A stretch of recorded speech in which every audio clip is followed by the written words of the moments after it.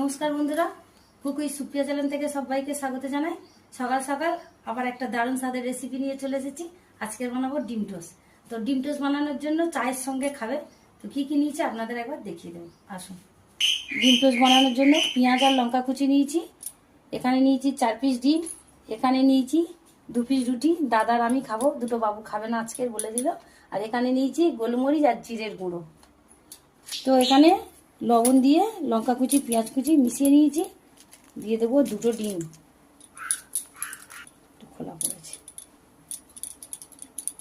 2টো ডিম একটু চামচ দিয়ে ভালো করে ফেটিয়ে নেব।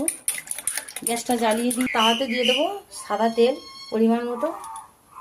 গরম হয়ে গেছে, তো এই যে ডিমটা সুন্দর করে ফেটিয়ে নিয়েছি, কাঁচা লঙ্কা পেঁয়াজ কুচি দিয়ে ডিমটা দিয়ে দেবো। সুন্দর করে কেটে নিয়েছি, এইভাবে চুবিয়ে এইভাবে মুখটা ছুবড়ে দিলাম,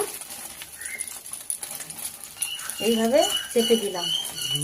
এটা ওকে সে পুরো দোকান স্টাইলে হচ্ছে। হ্যাঁ, ডিম টোস্ট। ডিম টোস্ট। তো রুটির মুখটা ডিমের মধ্যে ছুবড়ে দিলাম, এইভাবে উল্টে দিলাম। খুন্তি লাগবে না, ওকে, খুন্তি লাগে না ডিম টোস্টে। দিয়ে এবারে খুব সুন্দর সেন্ট বাড়িলো। হ্যাঁ, ডিম টোস্ট যা ভাবা যায় না। এবার এইভাবে সাইডটা চা দিয়ে যা লাগবে না, প্লেটের মধ্যে তুলে নেবে। আমার হয়ে গেছে। এবার আমি চাকুর সাহায্যে ডিম টোস্টগুলো সুন্দর করে কেটে নেব।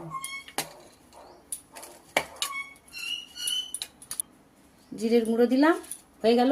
দুধ টোস্টটা কমপ্লিট। গরম গরম চায়ের সঙ্গে খাবে।